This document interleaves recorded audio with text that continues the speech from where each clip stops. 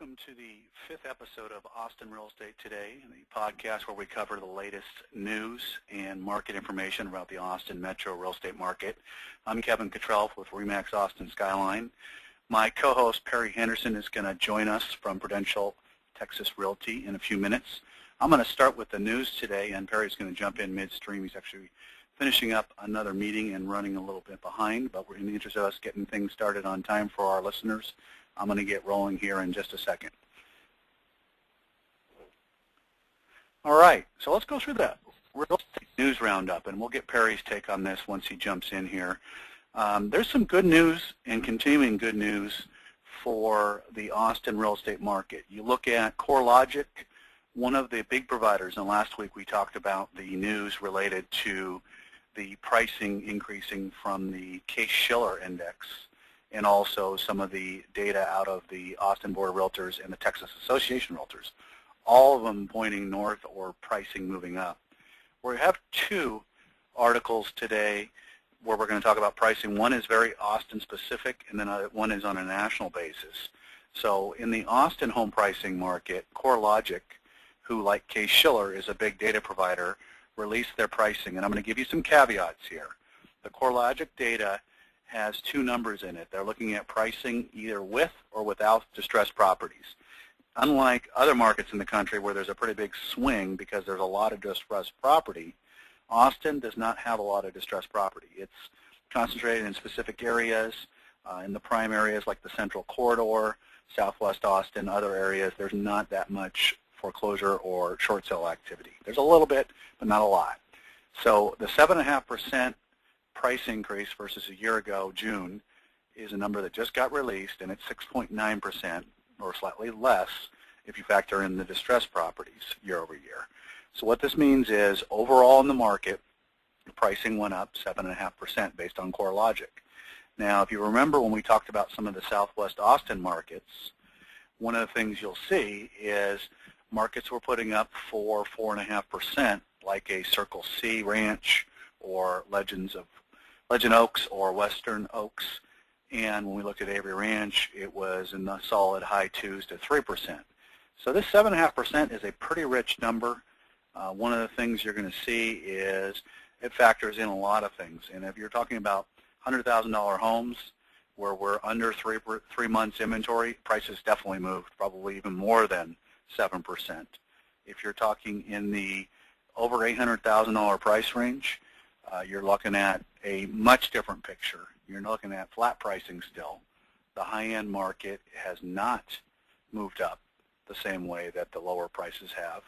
And when you look at it, one of the things you're going to see is that the pricing is very, very different above $800,000. We'll talk about this in early September when we go through the next total market overview, but I wanted to give you some background so that if you're a seller in Austin, you don't just run out and think that you can raise your prices over 7.5% based on what you saw, especially if you're in a higher price point. As you start getting above $500,000 and certainly above $800,000, things are very, very different.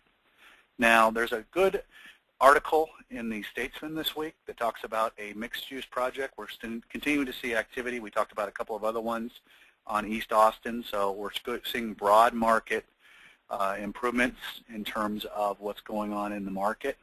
This is a project that's a mixed-use project. It's 150 residences, 300,000 square feet, and 28 buildings. And hey, guys. It is a, hey, Barry, it's just Kevin right now. We're going through the news, and I just got done talking a little bit about the Corelogic data on that pricing. I don't know what your thoughts were on it, and we'll kind of jump back through this. My take on it was that this is a solid number. It really confirms what we talked about last week about the Texas markets being strong and Austin especially being strong. But for any home seller in Austin, if they're above $500,000 or $800,000, don't get too excited about a 7.5% number. That's much more skewed by the pricing below $200,000 than it is above $800,000. I feel the same way. I feel exactly the same way. Yeah, and I was just suggesting that there's not a lot of distressed property.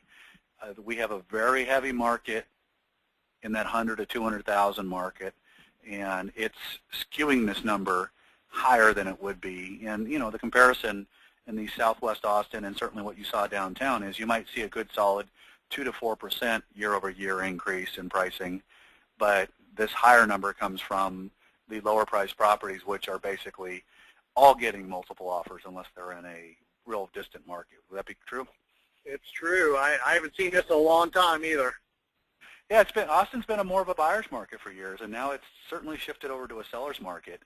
Any thoughts? I started touching a little bit on this, another mixed-use project, East Austin. It's called thinkEAST. Those residences designed. Yeah, the ones over there by the same Cobra Studios guy.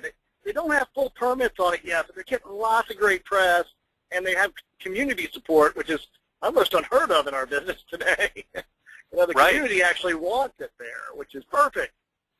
Yeah, and it is definitely an interesting thing. What we're seeing is, a lot of this stuff started with the F1 project, and it's going into multiple projects around there. We talked 3 weeks ago about those big mixed-use projects where we're talking, thousands of residential units and hundreds of thousands of square feet of the retail and commercial and industrial. That area, I think when we look up and you basically say 5-10 years from now is going to be completely transformed. It's going to be much, much more of a industrial commercial hub than it is today. It's going to have some residential support that, but that area you drive through, by Montopolis and over on the way to the airport by 7th Street and 183, I think you're going to see that whole area just transformed.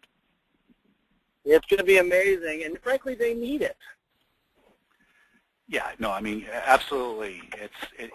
It's definitely something that the land's been sitting there, and its proximity to the airport, Highway 71, Highway 183, and downtown it's a pretty amazing transformation. Because when I first moved to Austin in 1997, it's a whole different world from where it was then. Yeah, and there's really a shortage of available affordable homes, and in that neighborhood, you're able to pick up large tracts of land and pick up that land affordably, so you can actually pass those savings on to people. Absolutely, absolutely. We talked about Corelogic's number for Austin, but let's just touch on real briefly how this relates to the national market, because real estate is local, but Austin's super, super hot. But part of what's going to happen is we're in a presidential election year, and we've got an overall economy, and even though we've got sub 6% unemployment, we still have people like we've talked about that relocate in, and a lot of them. I was actually out this weekend with a couple that are relocating in, and everybody has to sell their houses, including this couple, in their own market. So this housing data nationally up 2.5% is important if you're an Austin homeowner and you're thinking about what are the headwinds that could affect the market. This is good news. I mean, it's solid price gains. Every month for all 6 months in 2012, and this is the June data that just came out, has all been positive. And this is the first time in years since the market crashed that we've seen this. And I think the big thing, Perry, that I saw in these two related articles is the bottom is being called across the board by analysts, and rents are up in 24 of the 25 markets in the U.S. Up 40% in some areas downtown. Yeah, and it's especially challenging to get things to rent downtown. Isn't that true? I mean, you had a client trying to find something to rent downtown in the next 60 days. It's pretty tough, isn't it? Yeah, I just relocated the vice president of sales for the W Hotel, and we had to go through every single downtown Austin apartment just to understand what it was as part of our relocation package. And there wasn't anything available for a two-bedroom under $3,200 in downtown for the next 60 days. Yeah, it's definitely an interesting change, and you're seeing that in the rental market. Because some people will come into Austin and want to rent a property to get settled. Maybe they didn't sell their house back in Denver or whatever market they're coming from, and it's providing additional demand in this market. And for single-family residential houses in a good area, it's pretty hard to even find one of those to rent. Mm-hmm. And so when you combine that with people that have credit issues and other issues that maybe they need to do a little bit of work before they can buy, I expect that the rental market is going to stay extremely strong here in Austin and will continue to just be strong. I agree with that too. It's only going to get tighter. In fact, I'm concerned right now with the upcoming Senate and State House meeting in December through May. Typically, those people pick up extra spaces downtown so they're able to walk to work in the morning. I don't think they have the budget, nor do I think they have the locations to fill the 2,000 people that come in temporarily for those 5 months. Well, and I would expect that that's not going to change anytime soon. It takes too long to deliver, and obviously there's a lot of projects planned for downtown to deliver units for rent, but they're not going to happen overnight, are they? No, certainly not by December. Yeah, no, it's definitely going to be one of those things that you're going to see a big swing pretty quickly in terms of the challenges, if you will, for the rental market. So, there was a last article that I put in here that I think it's important for people to understand. This relates to the previous couple of articles. This is where a lot of these analysts in this one blog, he's very, very good at backing up the data with his statements. He called a housing bottom probably about 6 months ago. And what's interesting is he talks about housing in a normal recovery out of a recession in the business cycle being led by real estate. So normally the housing market leads the economy out. What was different about this economy this time was we had such an overhang in inventory. And what normally happens is you got about an 18 to 24-month lag, if you look at the data, before it recovers. And this time, because of the overhang, this is sort of the reason that things were so cold for so long, is it took that long to work through the excess inventory. And it's especially problematic. And I think what you can look at, if you look at markets to compare, like we're talking about Austin, but I looked at the data in Corelogic for a market like the Phoenix market, which has a ton of distressed property, and it's been a real bloodbath over there. Well, their pricing year over year, if you don't factor in distressed property, is up 17.5%. So clearly, if you've got a market that is that distressed, you're talking about a significantly different market than it was 6 months or a year ago.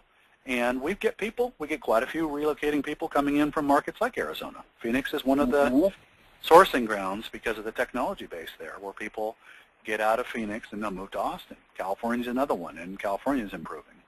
So I think if we look at this is just going to continue to put fuel into the engine for the real estate market here. And unless something gets really off track in the overall economy coming out of the presidential election, well, I think we're going to be in pretty decent shape. Well, let's see what happens. Let's see what happens in October, November. Absolutely.